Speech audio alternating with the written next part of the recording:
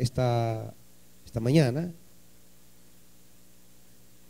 tomaremos un libro que es uno de los más citados en el Nuevo Testamento, que nos habla del nacimiento de alguien que tendría ciertas características y que el nacimiento de esa persona traería ciertas bendiciones y nos trae ciertas promesas. Libro del profeta Isaías, y vamos a tomar el capítulo 11.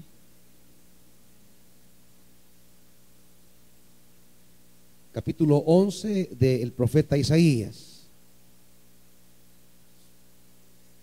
Un profeta muy soñador acerca de la llegada del Mesías y las consecuencias de ese Mesías para la historia y para la creación. Capítulo 11 de Isaías. ¿Están, hermanitos? Versículo 1 en adelante dice la Biblia: del tronco de Isaí brotará un retoño, un vástago nacerá de sus raíces. El Espíritu del Señor reposará sobre él, espíritu de sabiduría y de entendimiento, espíritu de consejo y de poder, espíritu de conocimiento y de temor del Señor. Él se deleitará en el temor del Señor. No juzgará según las apariencias, ni decidirá por lo que oiga decir, sino que juzgará con justicia a los desvalidos y dará un fallo justo en favor de los pobres de la tierra. Destruirá con la vara de su boca, matará al malvado con el aliento de sus labios. La justicia será el cinto de sus lomos y la fidelidad el ceñidor de su cintura. El lobo vivirá con el cordero, el leopardo se echará con el cabrito, y juntos andarán el ternero y el cachorro del león, y un niño pequeño los guiará. La vaca pastará con la osa, sus crías se echarán juntas, y el león comerá paja como el buey. Jugará el niño de pecho junto a la cueva de la cobra, y el recién destetado meterá la mano en el nido de la víbora. No harán ningún daño ni estrago en todo mi santo monte, porque rebosará la tierra con el conocimiento del Señor, como rebosa el mar con sus aguas. En aquel día se alzará la raíz de Isaí como estandarte de los pueblos. Hacia él correrán las naciones, y glorioso será el lugar donde repose. En aquel día el Señor volverá a extender su mano para recuperar al remanente de su pueblo, a los que hayan quedado en Asiria, en Egipto, Patros y Cus, en Elán, Sinar y Hamat, y en las regiones más remotas. Y será una bandera para las naciones, y reunirá a los desterrados de Israel, y de los 4 puntos cardinales juntará al pueblo esparcido de Judá. Desaparecerán los celos de Efraín, los opresores de Judá serán aniquilados. Efraín no tendrá más celos de Judá, ni oprimirá Judá a Efraín. Juntos se lanzarán hacia el este, contra las laderas de los filisteos. Juntos saquearán a los pueblos del este, dejarán sentir su poder sobre Edom y Moab, y se les someterán los amonitas.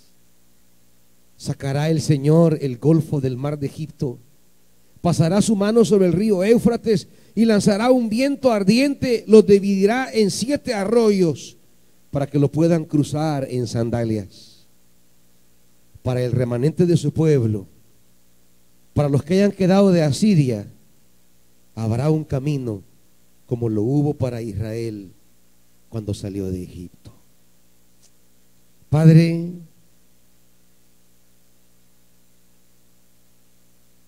esto es lo que queremos, un camino, Dios. Allí cuando hemos llegado al encierro, a la sensación de no tener un rumbo, allí cuando hemos pensado que no hay salida, Jesús nos anuncia en su nacimiento un camino. Que esta mañana, a través de tu palabra, se pueda cumplir en la vida de aquellos que se sienten oprimidos, abatidos y angustiados, la promesa de un camino. Que esta mañana aquellas familias que se sienten abatidas y acongojadas puedan encontrar un camino. Espíritu de Dios, háblanos en el nombre de Jesús. Amén.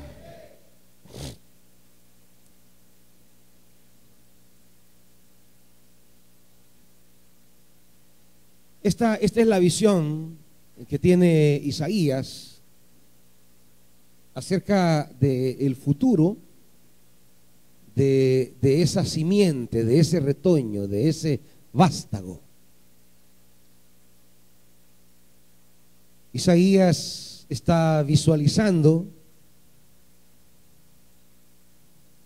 una cierta persona,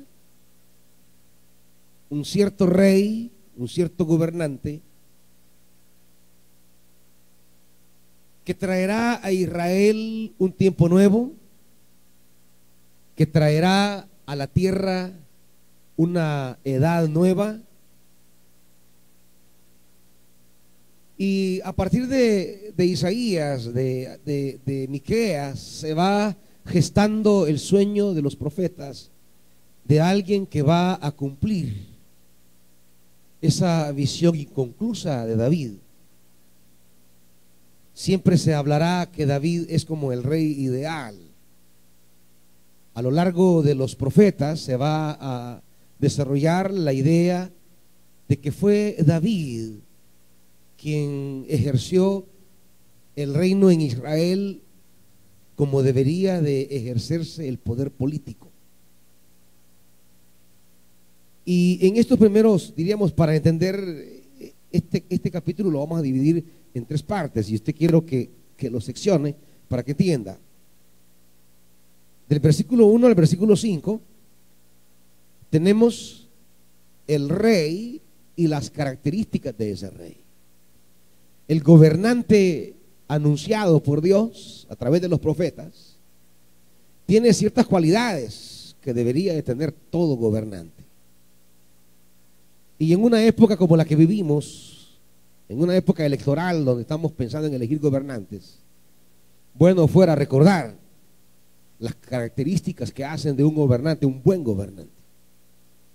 Desde la perspectiva de la Escritura, desde la perspectiva del Evangelio, fuera bueno recordar las características que se esperan de alguien que gobierna una nación y traiga buenos resultados. Y de eso nos van a hablar los primeros 5 versículos. Ese gobernante que la tierra necesita, ese gobernante que la nación necesita. Y del versículo 6 al versículo 9, lo que tenemos es el gobierno, ya el fruto de ese gobernante. ¿Cuáles son los resultados de alguien que gobierna a la manera de él, con esas características que se espera? Y del 10 al 16 tenemos diríamos una lectura acerca de la visión, la perspectiva que se tiene en la historia de esperanza, de salvación, de redención, las oportunidades de restauración que ese gobernante abre en la historia. Siempre es posible experimentar un recomenzar con este gobernante. Así entonces vamos a la primera parte, del versículo 1 al 5, donde el profeta visualiza un individuo que tiene ciertas características que encarnan el reinado truncado de David. Por eso se habla del tronco de Isaí, del vástago de Isaí. Se habla como de un reino que fue cortado, pero desde ahí ya se nos anuncia, se nos avisa que para Dios los golpes tajantes que experimentamos en la vida no son definitivos, que aquellos cortes radicales que a veces hemos vivido y hemos experimentado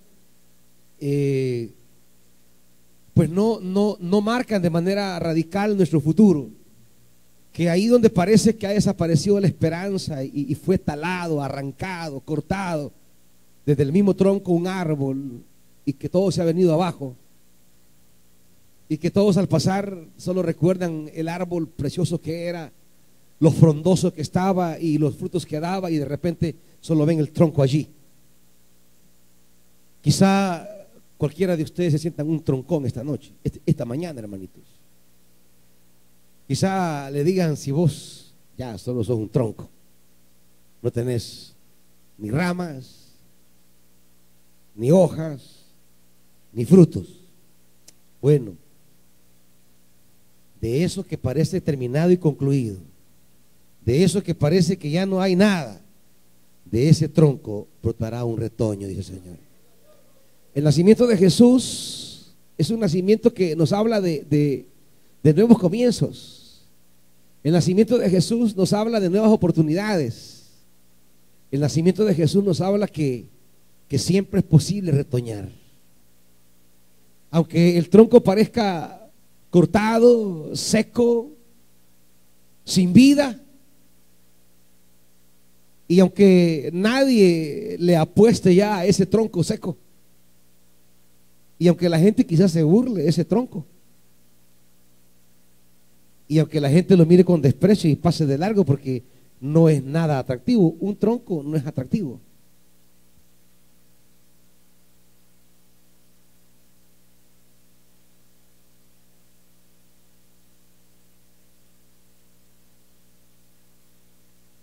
Perdón, hermanitos.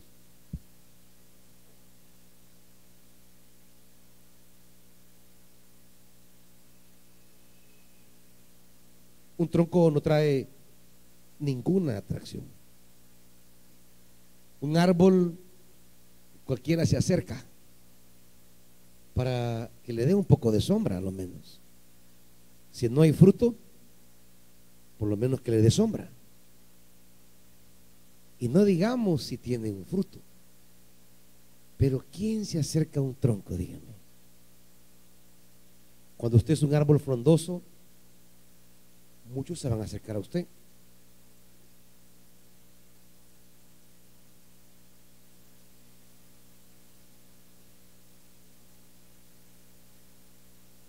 Cuando usted da frutos, siempre alguien se va a acercar. Usted es foco de atracción, de atención, de miradas. Pero cuando es un tronco, dígame, ¿quién se acerca? ¿Ah? ¿Y qué va a recibir de un tronco? ¿Qué beneficio? La gente pasa de largo. La gente no repara en usted.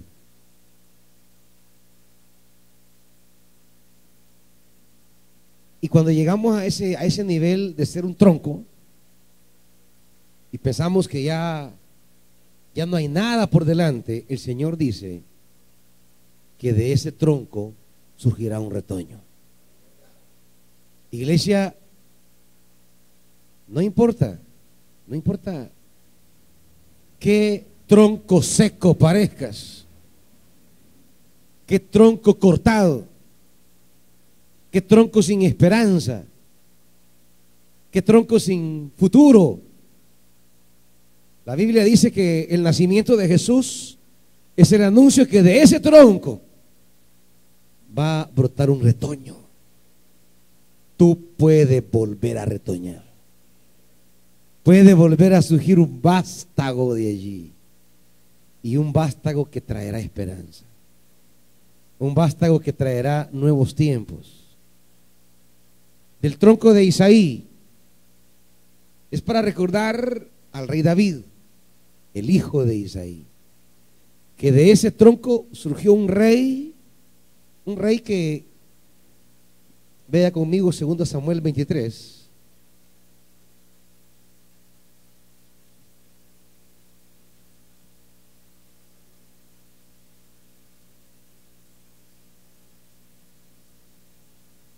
Segundo Samuel 23, las últimas palabras de David.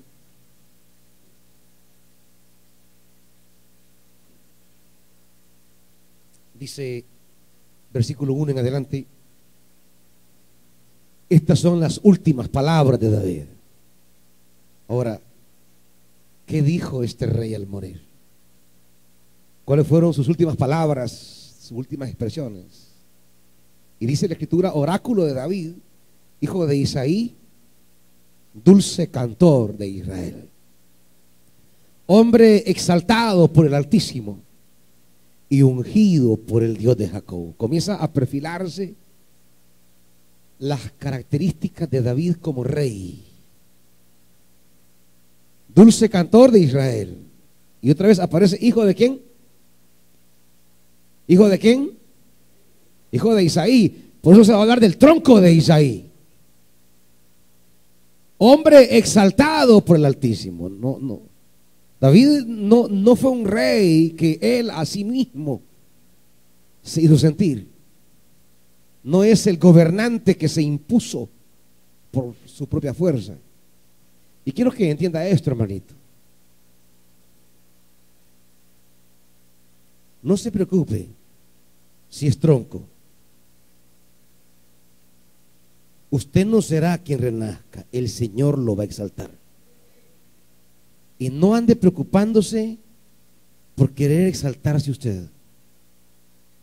A veces pasamos esos momentos en la vida donde nosotros quisiéramos hacernos valer por nosotros.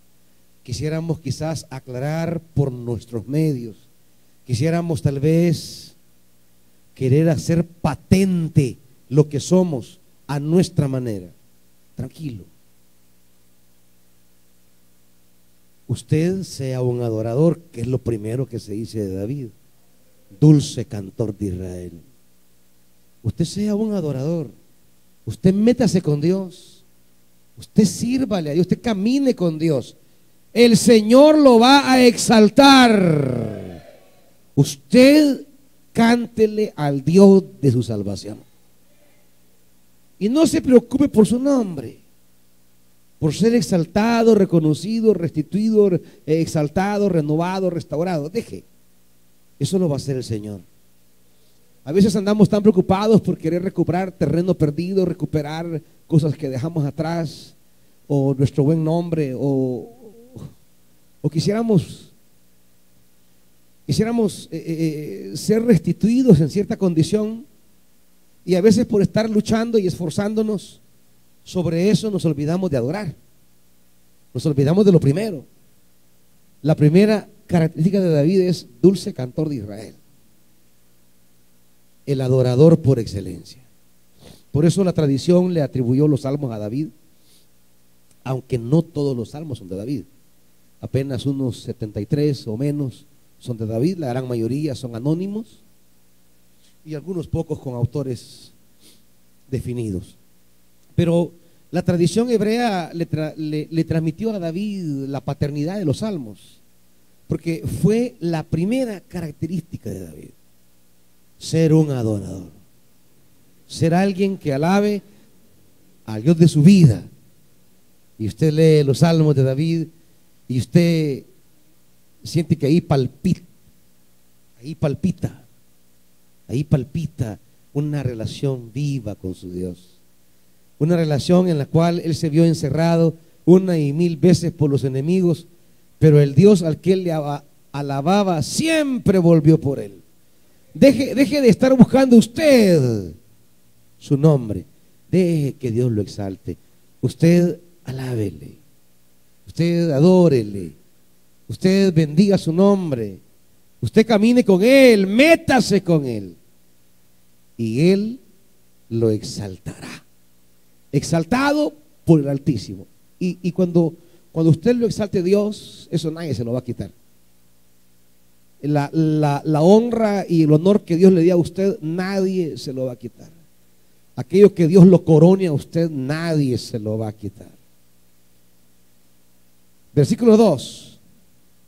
El Espíritu del Señor habló por medio de mí y puso palabras en mi lengua. El Dios de Israel habló, la roca de Israel me dijo: el que gobierne a la gente con justicia, el que gobierne en el temor de Dios, será como la luz de la aurora en un amanecer sin nubes, que tras la lluvia resplandece para que brote la hierba en la tierra. Esa es la visión de David como rey. El que gobierne con justicia, el que gobierne con temor de Dios, son las características del reinado de David: justicia y temor de Dios.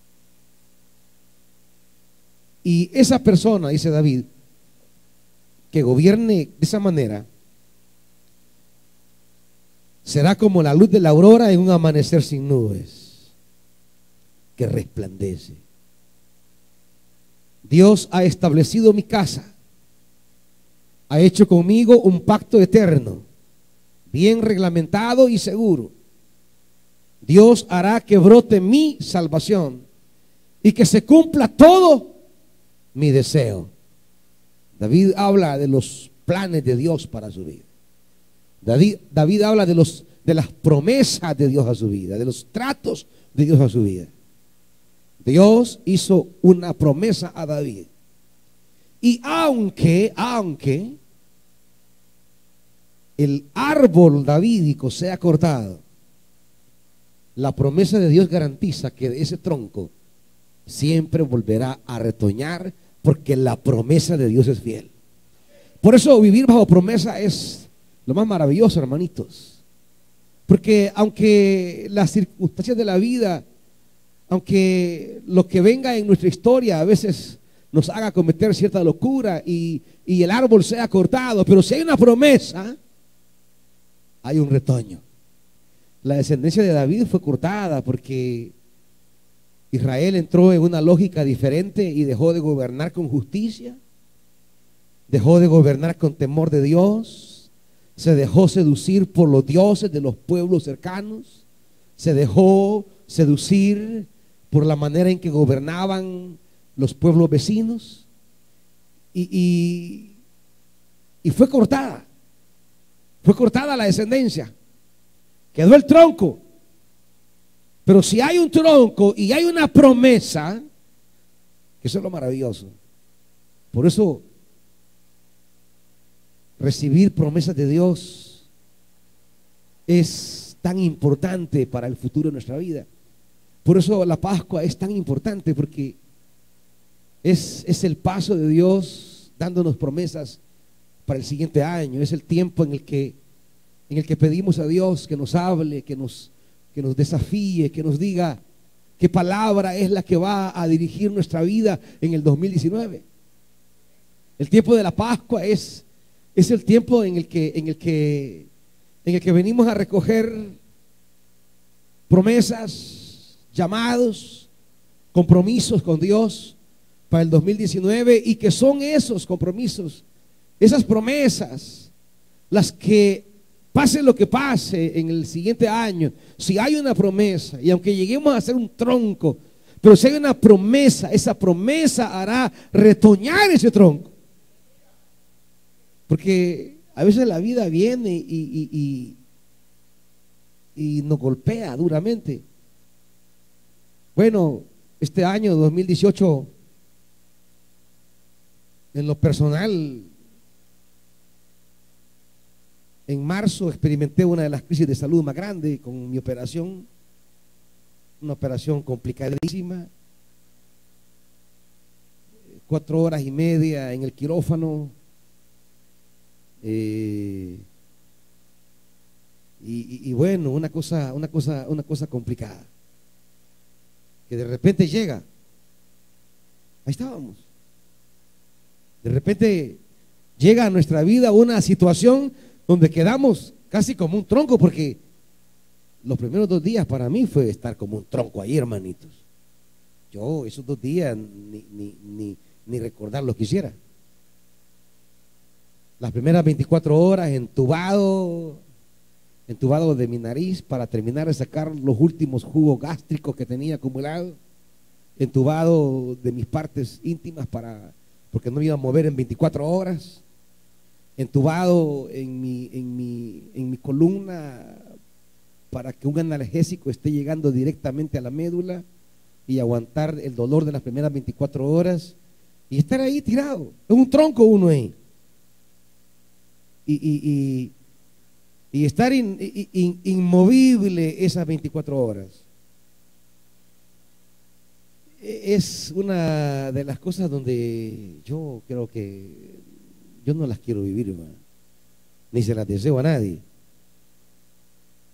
porque yo entiendo cuando la gente se quiere morir, sobre todo cuando uno ha sido enérgico, uno ha sido activo, uno ha sido que no ha dependido de la gente para movilizarse ni nada por el estilo. Estar en esa condición ya no es uno es un tronco. Uno deja de ser un árbol y se vuelve un tronco. Y aún cuando a las 24 horas me quitaron todos, a excepción del suero, las otras 24 horas, terrible, va a depender de todos para lo mínimo, para ir al baño, para acostarse, para levantarse, para darse vuelta. No, eso es ser un tronco, hermanitos. Y nadie quiere ser un tronco en realidad. Y yo le decía al Señor, más cuando me decían, mire, vamos a ver si funcionó la operación, ¿va? Y vamos a dar un tiempo para ver, mire, y si no funciona, otra vez lo vamos a operar. No, hombre, decía yo. Es más, yo le dije al Señor en ese momento, se lo digo, Señor, si voy a entrar otra vez al quirófano, yo prefiero mejor que me lleves. Yo no quiero otra vez meterme de volado. Yo no quiero pasar por segunda vez otra operación y quedar todavía en esa condición inamovible. No, es que uno no es uno. O sea, ese ya no soy yo. Y si ya no soy yo, ya no quiero estar así. Si ese ya no es David Ramos, yo ya no quiero. Yo le dije, Señor, yo no quiero eso. Yo mejor llévame. Creo que ya 51 años ya algo viví, algo conocí. Pero eso de estar un tronco, eso no es nada bonito, hermanitos. Y bueno, luego los compromisos financieros que se adquirieron de esa operación. Entonces uno es como un tronco.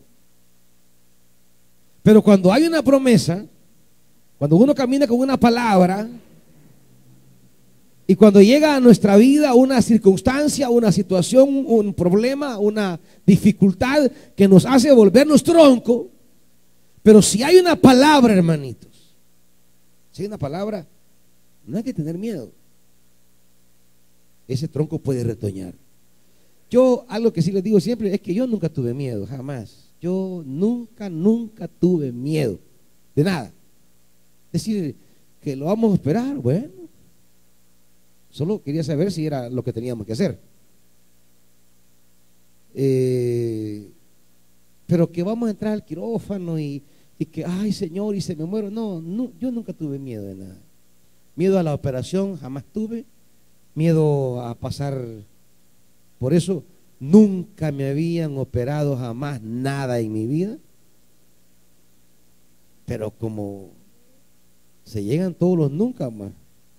Y lo que iba a ser una heridita así va, se hizo de una cuarta y más va.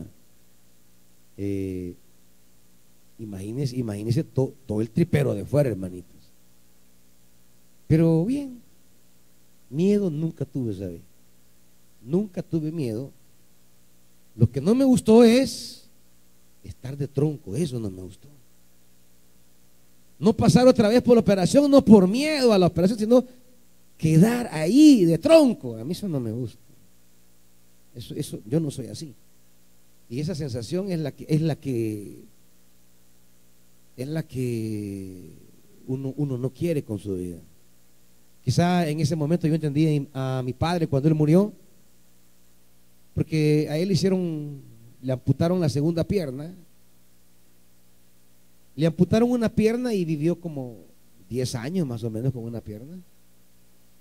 Luego le amputaron la otra pierna y él salió bien de todo. Él salió, no había ningún problema, ni médico, ni físico, pero sí había un problema aquí. Mi padre, que era alguien así, activo, enérgico y autodependiente, yo creo que él se vio en una situación en la que así no quería vivir. Eso de que si ya con una pierna medio dependía de la gente, con las dos iba a depender el 100%. Y yo creo que alguien en esa condición que se siente un tronco, creo que prefiere morirse. Y aunque médicamente no había una razón para morir, creo que la persona se deja morir. La persona llama la muerte porque no quiere vivir como tronco. Yo creo que ese momento yo lo entendí. Yo lo entendí porque yo no quería ser tronco. Pero de ese tronco, que estuve allí inmóvil, Dios me levantó. Siempre el tronco puede volver a renacer. El tronco puede volver a tener un vástago. El tronco puede retoñar. Puede venir un año en el que lleguen a tu vida, iglesia, situaciones que te hagan sentirte tronco. Pero si has tomado de Dios una promesa, si has tomado de Dios una palabra, si has recibido de Dios una verdad a tu vida, como David, que dice: Dios ha establecido conmigo un pacto eterno. Si hay trato con Dios, si hicimos un trato con el Señor, entonces podemos descansar que ese trato con Dios, que ese pacto con Dios, que esa palabra de Dios siempre nos hará retoñar. Esa palabra siempre sacará de la condición más acabada y terminada, siempre Dios sacará un recomenzar, un reinicio. Y aunque los hombres te vean derrotado, y aunque quizás ser tronco sea la sonrisa de muchos, déjalos. Lo que a ti te importe es tener una palabra de Dios, porque esa palabra es la que te va a levantar. Por eso dice: y Dios hará que brote mi salvación, dice David, y que se cumpla todo mi deseo. Dios hará que se cumplan los deseos de tu corazón, pero claro, bajo la perspectiva de una palabra. Esta visión es la que se recoge en Isaías 11. Por eso dice: del tronco de Isaí brotará un retoño, un vástago nacerá de sus raíces. Y la primera característica que tendrá ese gobernante, ¿cuál es? Según el versículo 2, hermanitos. ¿Quién es el agente fundamental? El Espíritu. El Espíritu. Lo importante para que retoñen es que el Espíritu repose sobre ti. A veces estamos interesados en conseguir otras cosas, estamos envueltos en orientar nuestra vida tras perseguir otros asuntos, y nos olvidamos del principio vital para que retoñe algo: el Espíritu. Para que retoñe en nuestra vida es necesario y fundamental que repose sobre nosotros. Ese espíritu que Juan dice que le fue dado a Jesús sin medida. A Juan se le fue dado la característica para distinguir al Mesías. ¿Cómo voy a saber quién es el Mesías?, decía Juan. Y la voz del cielo le dijo: aquel sobre quien vea descender el Espíritu, ese es. Y luego Juan dirá: porque el Espíritu nos es dado sin medida. Cuando hablamos del Espíritu, no estamos hablando de una experiencia religiosa, hermanitos. Estamos hablando de una experiencia de vida, de existencia humana, de realidad, de vida, de proyectos, de futuro. A veces queremos construir nuestro futuro, pero de espaldas al Espíritu de Dios. Queremos construir nuestros proyectos familiares, empresariales, pero de espaldas al Espíritu. Porque a veces pensamos que al hablar del Espíritu es hablar de una realidad religiosa, de iglesia, de culto. Pensamos que cosas del Espíritu es hablar de algo allí en esa iglesia. No, hermanos, no hablamos de religiosidad. Cuando hablamos del Espíritu, hablamos de una experiencia de Dios en nuestra vida, que es el principio vital para que florezcan y retoñen todos nuestros proyectos. Al hablar del Espíritu no estamos hablando de una cuestión de religiosidad. Estamos hablando de una vitalidad. Por eso desde el principio está allí el muñeco de arcilla que Dios configura, lo arma, lo hace. Es un tronco allí, no tiene vida, no se mueve. Y dice que Dios sopló aliento de vida. El Espíritu. No es una experiencia de religión, es una experiencia de existencia humana. Nuestra vida sobre la tierra camina diferente bajo la vitalidad de Dios. Nuestra vida sobre la tierra florece de una manera exponencial, pero guiados por la vitalidad divina. Es el Espíritu que convierte esa arcilla, ese barro de una figura, lo convierte en alguien que vive, que es, y que comienza a moverse por la tierra y por la creación y por la humanidad, haciendo y construyendo y abriendo nuevos caminos. Pero ¿qué le dio Dios? El Espíritu, el soplo de Dios. El soplo de Dios es el que debe reposar si queremos tener las capacidades de hacer florecer lo que hagamos.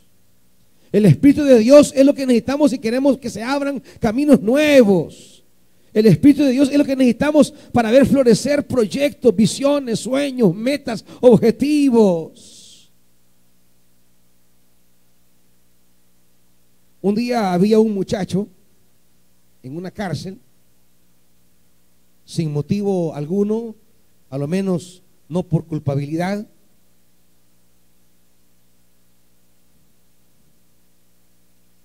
Un día le interpretó al faraón un sueño que Faraón había tenido. Y alguien le dijo: mira, allí en la cárcel hay un joven, hay un hombre ahí que interpreta sueños. Y el rey mandó a llamar a José y le dijo: quiero que me interprete el sueño. Y José le interpretó el sueño. Y Faraón le dice: pero ¿dónde puedo encontrar a ese hombre que tú me dices? ¿Dónde puedo encontrar a alguien sobre quien repose el Espíritu de Dios para que cumpla el plan que tú me has diseñado? Y le dice el faraón: yo no encuentro a nadie en quien repose el Espíritu de Dios como en ti. ¿Qué quiero decir, hermanitos? Lo que Faraón vio en José no es su peinado, no es su presentación, no era la marca de ropa que usaba, no era el aspecto físico atractivo o no que José tenía. Lo que Faraón vio en José como hombre idóneo para encomendarle un proyecto de nación es que él vio que en él había Espíritu de Dios.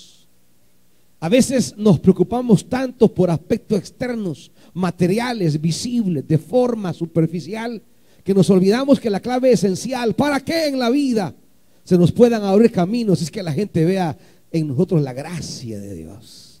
Que la gente diga, mire, yo en usted quizás no tiene la presencia emblemática de otros que han venido. Quizás usted no tiene toda la formación curricular de otros que han traído. Pero usted tiene algo que es lo que yo necesito. Usted tiene unas virtudes, una vivacidad, una lucidez espiritual. Usted tiene algo. Si pudiéramos entender, iglesia, que el Espíritu de Dios no es meramente una experiencia para vivirla en cuatro paredes de iglesia, sino más bien es el recurso divino para poder avanzar, progresar, crecer y prosperar en la vida. En la vida. No hablamos meramente en el culto. Indudablemente hay una dimensión cúltica del Espíritu. Indudablemente hay una dimensión litúrgica del Espíritu. Pero en esencia, la persona del Espíritu Santo me habilita para que yo pueda avanzar y progresar en la vida. Para que yo pueda tener mire todo lo que dice aquí, espíritu de sabiduría y entendimiento. Que cuánta falta hace. Cuánta gente por falta de sabiduría ha echado a perder su vida.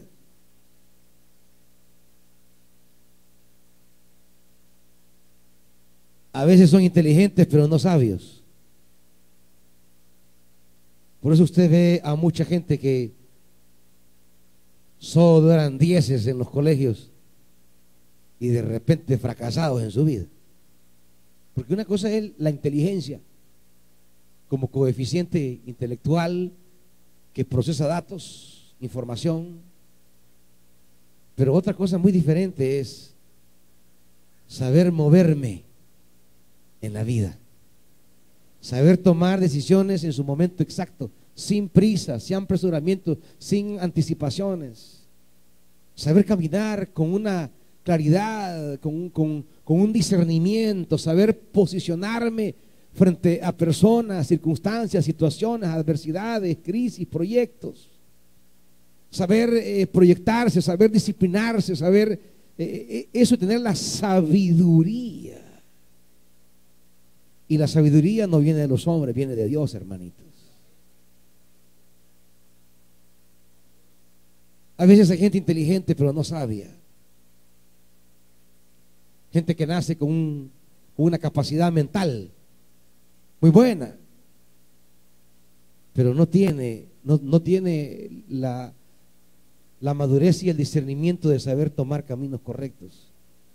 Siempre anda con gente equivocada, siempre se mete con el camino que no debe meterse, siempre es apresurado,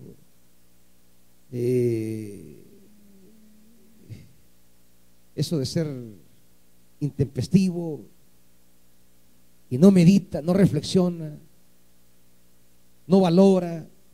Pero claro, esto no viene de los hombres, esto viene de Dios. A mucha gente en la vida le falta sabiduría y entendimiento porque no se deja llenar del Espíritu de Dios. En sus trabajos, con la llenura de Dios, Dios les puede dar sabiduría y discernimiento para desenvolverse con eficacia allí. ¿Cuánta gente ha llegado a buenos trabajos y los ha echado a perder? A veces no es que Dios no nos bendice, hermanitos. A veces no es que Dios no nos da una oportunidad. A veces no es que Dios no nos da alternativas. Es que simplemente no tuvimos sabiduría ni entendimiento. Y muchas personas con oportunidades buenas que le han llegado a la vida las ha desperdiciado porque estando en el trabajo no aprendió a discernir ni aprendió a tener esa sabiduría y se mete a hacer tonteras, se mete con quien no se debe, se mete con el peor empleado, se mete con el empleado más relajo. Bueno, se hace chero del más bolo del trabajo, papá. Y claro, ¿en qué va a terminar? ese hechero del más perdido, del que solo espera la quincena para irse a meter a ver a dónde. Entonces, ¿qué? Buena oportunidad, mala sabiduría. ¿A cuántos se les ha dado oportunidades? Pero no han tenido el discernimiento de valorar que aunque sea pequeña, sacrificada, no digamos si una oportunidad buena, hay que darle con todo, hay que meterle con todo, hay que ser responsable, disciplinado, dedicado, y eso va a traer más y más y más y más. ¿A cuántos de ustedes jóvenes se les ha regalado la oportunidad maravillosa a veces de estudiar y las han desperdiciado? Prefieren andarse con los cheros, con las amigas, y eso no las va a llevar a ninguna parte. Perdiendo el tiempo, oportunidades, recursos, dinero. Inteligentes, pero pasmados. Inteligentes, pero dundos. Inteligentes, pero no saben aprovechar, capitalizar, canalizar oportunidades, recursos y apoyos que les han dado. Porque la falta de sabiduría los llevó a andar donde no debían de haber andado, a ir donde no debían de haber ido y andar con quien no tienen que andar. Cuando no hay sabiduría, usted se llena como que es un imán para lo malo.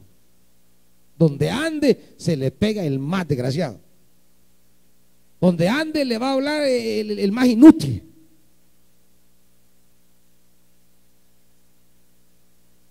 Claro, la falta de sabiduría,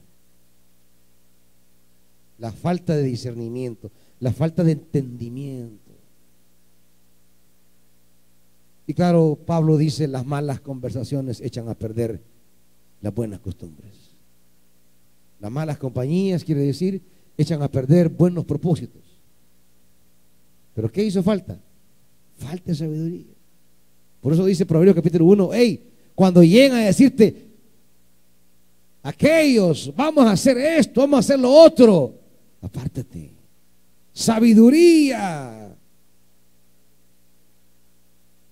Pero no, a la primera invitación allá se van a fregar.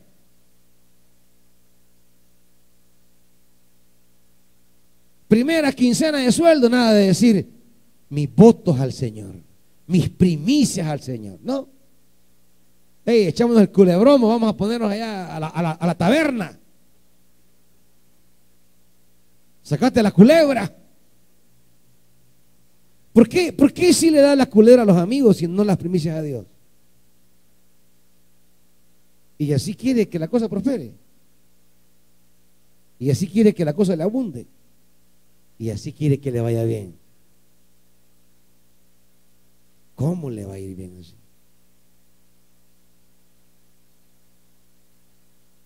El nacimiento de Jesús nos recuerda, iglesia, de ser llenos de sabiduría como Él. De ese tronco, un vástago lleno de sabiduría. Espíritu de consejo y de poder, dice, de consejo y de poder. ¿Cuántos se creen absolutos que nunca piden un consejo? ¿Cuántos se creen autosuficientes? ¿A cuántos la arrogancia y el orgullo se los consume? Y creen poder tener ellos ya la perspectiva definida de éxito en su vida. Aprenda a buscar a la persona idónea que le dé un consejo. No se enloquezca. A veces la falta de una dirección, la falta de pedirle una luz a alguien, la falta cuando estamos ahí enredados y estamos confundidos y estamos ahí ensimismados que no vemos el rumbo. Quizás buscar un hombre de Dios, una mujer de Dios, doblar rodilla, pedir al Espíritu un consejo y decirle, Señor, estoy en un tramo donde no hay qué hacer. Si usted dobla rodilla y le dice, Espíritu Santo, yo quiero un consejo, necesito un consejo, Me siento en un callejón sin salida. Y ciertamente, hermanitos, el Señor envía de manera oportuna, pronta y necesaria ese consejo. Un hombre de Dios, una mujer de Dios le va a dar siempre un buen consejo. Pero busque una persona probada como mujer y hombre de Dios, no cualquier chero. No es el hijo de Salomón, Roboam, pues, que llegó el pueblo a hacer una solicitud y él le dice a los ancianos: denme un consejo. Y los ancianos le dicen: escucha al pueblo, el pueblo tiene razón, haz lo que el pueblo dice, es justo. Pero él va y les pregunta a los cheros, los cheros de parranda, los cheros de crianza, los panas con las que yo me he criado: hey, ¿y ustedes qué onda? ¿Qué piensan? No, jodas, si aquí topémoslos al cerco, decirles que hoy les va a caer el doble. Ahí se acabó el reino. Ese día Salomón perdió 10 tribus. Era rey sobre 12 tribus. Perdón, Roboam. Ese día Roboam perdió 10 tribus que dijeron: nosotros no tenemos arte ni parte con la casa de David. Vámonos. Por un mal consejo. En un día perdió 10 tribus y se quedó con 2 nada más, con Judá y Benjamín. Y nunca más esas tribus regresaron a la casa de David. Nunca más.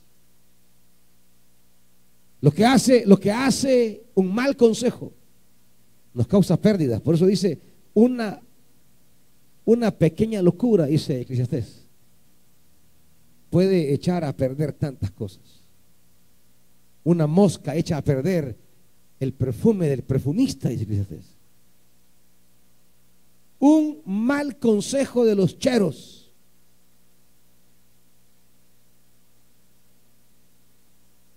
y amaneció con 12 tribus y terminó con 2 tribus nada más. Así es esto. Iglesia, cuando hablo del Espíritu de Dios, estoy hablando de la capacidad de saber tomar decisiones en la vida que en lugar de restarnos nos sumen, que en lugar de dividirnos nos multipliquen.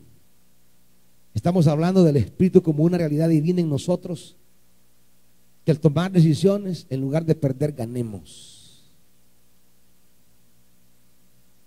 Hablar de Navidad, hablar del nacimiento de Jesús, es hablar de la necesidad de ser llenos de ese espíritu que ese niño fue lleno. Espíritu de conocimiento y de temor del Señor. Las cualidades del espíritu en la vida. Y el fruto en él es: él se deleitará en el temor del Señor y no juzgará según. ¿Cuántas decisiones tomamos según las apariencias, hermanitos? Es que yo no lo vi, en realidad eso no me percaté. ¿Cuántas inversiones a veces hacemos en la vida de tiempo, dinero, recursos, amistades, pero sobre las apariencias? Nunca vemos a veces el fondo de las cosas. Nunca vemos la realidad que está detrás. Nos dejamos llevar por el ojo humano. Esa tendencia que tenemos como Samuel, cuando es mandado a ungir rey de los hijos de Isaí, y él ve al tipazo, al grande, y se deja ir por la apariencia y dice: este es, y ya, con el cuerno va. Cálmese, le dije. Ese no es. Y a guardar el cuerno otra vez. No es este. Pero es que este es el más alto, Señor. Pero, Señor, este es el más plantoso. Señor, pero es que para mí este es. Sí, para vos. Pero yo no me dejo ir por las apariencias. Va el segundo, pues va este, sí, se le ve talle. No, tampoco. Y pasaron todos. Y ya Samuel diciendo: bueno, aquí por gusto. Mira, y no habrá uno por ahí, tengo que tener más. Sí, pero es un bicho ese. ¿Qué rey va a ser ese? Es un bicho. Hombre, mandarlo a llamar porque yo necesito verlos a todos. Iba apareciendo el bicho todo careto, sudado, que venía de allá del monte. Ahí todo chuña, sin bañarse, con su morralito aquí y su onda en la mano. Un bicho que parecía un tronco, pues. Y Dios le dice, mira, ese es un gilo. Claro, Samuel ha dicho, Señor, pero está bromeando. No juegues conmigo. Un gilo. Ese es mi rey. Así es, Señor. Necesitamos no juzgar por las apariencias, sobre todo en una sociedad que vive de apariencia hoy. Y sobre todo a unos hermanitos, hermanitas aquí que se andan enamorando en Facebook. Los quiero ver cuando conozcan a la gente en persona hoy. ¿Tiene novio? Sí. ¿A dónde vive? En Virginia. ¿En Virginia? ¿A dónde? ¿En Estados Unidos? Sí. ¿Y cuánto tiempo llevan? 6 meses de novio. Y ya sabes de verdad quién es. Y ya lo conoces. Sí, ahí en Facebook. Miren, hermanitos, esa es pura paja. Ahí en la foto de Facebook se quitan cachete. Aquí le cuelgan la gran papada y con Photoshop se la quitan. Los ojos se los hacen bien bonitos hasta de color. La nariz es gran chata y bien respingadita. Tiene nariz así como de cuche, pero se la pone bien bonita. Tiene una jeta toda panda y se la pone como la Angelina Jolie, bien chula se la pone con el Photoshop. Pero es así, una jeta toda panda. Pero ahí se la pone bien linda. Las orejas que le cuelgan como las de Dumbo, pero ahí se las pone bien chulas. Y es negra y hasta blanca, parece ahí. Porque hoy hasta el color se cambian. Y usted lo quito con esa cara. Hombre, mire. Si fueran lo bonito que aparecen en la foto, no, hombre. Pero ese es un engaño, es una farsa. Solo son filtros y filtros y filtros que ya los van a usar para purificar el agua. Apariencias. Y aquí hay dunditos que se están enamorando de las apariencias. Hay dunditas. Eso es el físico. Dejemos el físico, que al final ojos de Dumbo, nariz chata, trompudo, ojos de güey ahorcado, bueno, al final. Pero si es una persona con valores, con principios, un hombre de Dios, una mujer de Dios, algo se puede hacer, pues. A algo podemos llegar. Pero si aparte de eso le pinta que es un ángel y es un diablo, aparte de eso que le habla bonito y escribe bonito, pero en persona, Satanás, que le habla chulo en la red, así, cosito así, mi dulzura, ay, mi bebita, así. Ay, esos romances de la red.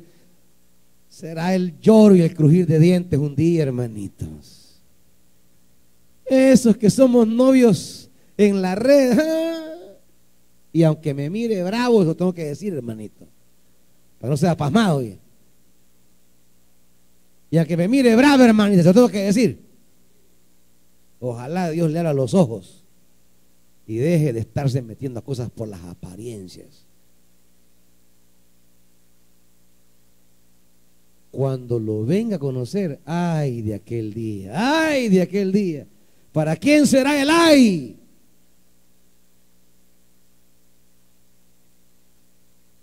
¿Seré yo, diga? ¿Seré yo, Señor? No juzgará según las apariencias, ni decidirá por lo que oiga decir. Oiga esto. Ni decidirá por lo que oiga decir. ¿Cuántas veces tomamos decisiones por lo que oímos decir? ¿A usted no le consta? ¿Usted no lo ha visto? ¿Usted no lo ha oído? ¿Usted no estuvo allí? Solo oyó decir y ya decidió. ¿Me está viendo? El Espíritu nos permite no juzgar por las apariencias. El Espíritu me permite no decidir por lo que se oiga decir. Un día David estaba en el palacio y le llegaron a decir: Rey, tu hijo Absalón se ha levantado contra ti y todo Israel va tras él. Todo Israel va tras él. O sea, a David le entró un gran miedo, un gran temor. David dijo: preparen todo, nos vamos, porque si todo Israel va tras él, mis horas están contadas. Y dejó el palacio, salió huyendo, le dejó servido al trono a Absalón. ¿Y sabe qué? No era cierto. No era todo Israel que iba tras Absalón. Era un pequeño grupito. Israel estaba con David, tanto que se armó en batalla contra Absalón y lo derrotó. Pero ¿qué le pasó en ese momento a David? Se dejó ir por lo que le llegaron a decir. Él jamás se dio cuenta si era o no era cierto. ¿Cuántas veces tomamos decisiones así? ¿Cuántas veces nos predisponemos contra las personas? ¿Cuántas veces le llegan a decir: mira, aquella anda hablando de vos y usted ya agarró crisis, que ya le quiere dar riata, que usted ya se amargó la vida, y a usted le consta que eso es cierto? Mire, en su colonia hay un montón de viejos y viejas chambrosas. No se deje ir. En su trabajo, viejos y viejas chambrosas. No se deje ir. En la iglesia, en Betania, viejos y viejas chambrosas. No se deje ir. No se deje ir, cálmese. No se predisponga contra nadie solo por eso. No agarre crisis parándole trompa al hermano y haciéndole caras a la hermana y ¿a qué?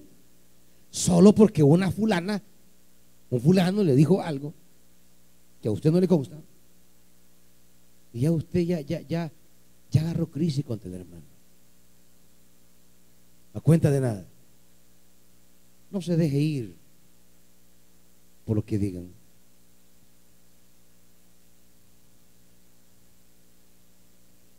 Del versículo 6 al versículo 9 viene ese sueño del mundo que Dios sueña, el mundo que Dios sueña, el reinado del Mesías, el reinado de Dios, lo que un día Dios traerá en este niño a la creación y que ya comenzó en Cristo Jesús, pero que sigue siendo todavía una tarea, un sueño, una visión. El lobo con el cordero, imagínense. Los antagónicos, los contrarios, los enemigos van a convivir: el lobo y el cordero, la vaca y la osa, el ternero y el cachorro de león. El león comerá paja como el buey, el niño va a jugar como una culebra. Nadie hará daño porque todo será lleno del conocimiento del Señor. Ese es el sueño de nueva creación al cual vamos, hermanitos, donde no habrá daño, no habrá muerte, no habrá dolor. Un día eso será realidad. El nacimiento de Jesús nos recuerda que el sueño de Dios de una nueva humanidad sigue vigente. El sueño de Dios de una nueva creación sigue vigente. El sueño de Dios sigue de pie. Dios sigue soñando un mundo lleno de paz, un mundo ausente de guerras, un mundo donde haya justicia, fraternidad, reconciliación, un mundo como al principio, el shalom de Dios que gobierna las naciones. Y un día así será. En Cristo Jesús ese sueño comenzó a hacerse. En Cristo Jesús el sueño del reinado de Dios ha iniciado. Queda todavía mucho, pero para allá vamos. Mientras tanto, dice el versículo 10, en aquel día, y ahí comienza a hablar de una serie de promesas con las que quiero cerrar el versículo 15. Secará el Señor el golfo del mar de Egipto, pasará su mano sobre el río Éufrates y lanzará un viento ardiente, lo dividirá en 7 arroyos para que lo puedan cruzar en sandalias. El Señor dice que toda adversidad que te impide avanzar, Él la va a partir, Él la va a disipar, Él la va a secar. Quizá para avanzar hacia el sueño de Dios, para avanzar hacia el anhelo de Dios para tu vida, quizás avanzar, hay ríos que te impiden. Y quizás tienes delante de ti un río enorme que sientes que no puedes cruzarlo para llegar al sueño de Dios en tu vida. Pero te dice el Señor, yo secaré ese río. No sé cuál sea el río esta mañana que está conflictuando tanto tu vida. No sé cuál es el río que te retiene, que te detiene, que te contiene. El río que no te deja progresar, avanzar, seguir, continuar. El río que te ha estado deteniendo. Quiero que sepas que el Señor te dice, yo voy a secar ese río. Yo voy a secar ese río para que tú lo puedas pasar caminando. No en balsa, no en barco, no nadando, caminando. El río que hoy te parece imposible de cruzar para avanzar al sueño de ese Dios en tu vida, dice el Señor, yo lo voy a secar. Para el remanente de su pueblo y para los que hayan quedado habrá un camino como lo hubo para Israel cuando salió de Egipto. El recuerdo del éxodo como un recuerdo de una continua oportunidad de Dios para Israel. El éxodo como una memoria constante que se puede repetir una y otra vez en la vida de aquellos que se toman de la palabra de Dios. El éxodo no es solo para Israel. El éxodo no es solamente para este Israel. El éxodo también es para ti, hermanito. De toda situación de tribulación, el Señor te sacará. De toda condición de tronco, el Señor te sacará. Eso es un éxodo, sacarte de ahí. Habrá un camino como lo hubo para Israel. Iglesia, habrá un camino para ti como lo hubo para Israel. Cuando Israel no tenía caminos, hubo un camino para Israel. Cuando tú sientes que ya no tienes caminos, el Señor dice, habrá un camino para ti. Esta mañana el Señor te dice, habrá un camino para ti como lo hubo para Israel. Ponte de pie, iglesia.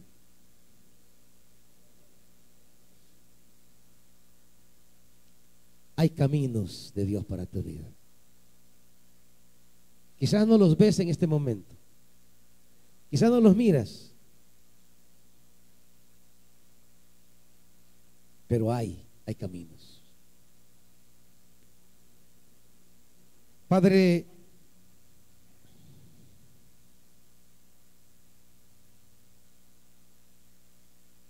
Israel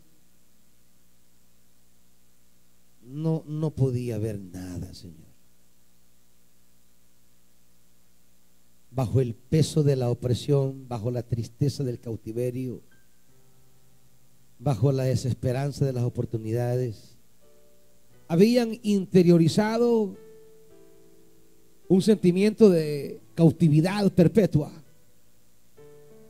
Se habían amoldado a una mentalidad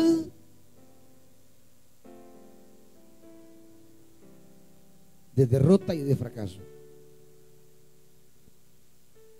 Pero allí ese tronco muerto retoñó.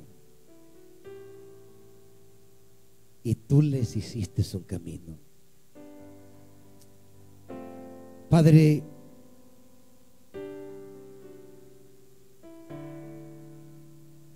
esta mañana, en el nombre de Jesús, en la vida de tus hijos y de tus hijas, vuelve a abrir un camino otra vez. Vuelve a abrir un camino para este pueblo como lo fue para Israel. Te sientes enterrado, Dios abrirá un camino. Te sientes encerrado, Dios abrirá un camino. Te sientes en el fondo del pozo, Dios abrirá un camino. No sé si hay personas esta mañana que quieren reconciliarse con Dios para hallar el camino que se perdió, el camino que no miran. El Señor está aquí para volver a abrirte camino. Si alguien un día perdió el camino, hoy puede volverlo a encontrar. Si alguien quiere entregarle su vida al Señor o reconciliarse con Dios, puede venir al frente y deje que el Espíritu lo llene otra vez. Ese espíritu de sabiduría, de discernimiento, espíritu de conocimiento, de temor de Dios. Venga y encuentre de nuevo el camino. Venga y reconcíliese con Dios y deje que le llene de nuevo el Espíritu Santo para hallar caminos, para que ese tronco vuelva a retoñar, para que vuelva a surgir vástago de ahí donde no parece que hay vida. Padre, anhelamos que nos pueda guiar siempre con el Espíritu Santo, porque solo con Él podemos tener camino. Sin Él hay oscuridad y encierro. Más con el Espíritu Santo podemos hallar camino donde no lo vemos. Oh Señor, yo sé, Dios, que hay caminos para nosotros. Hay caminos para tu pueblo, Dios. Tú eres mi ayuda, Padre bendito, Espíritu Santo. guíanos y enséñanos. Llena este lugar. En el nombre glorioso de Jesús te lo rogamos. Tú eres Amén. mi fuerza. Dios les bendiga, hermanitos, hermanitas. Tú eres Salúdense. mi ayuda, Espíritu Santo.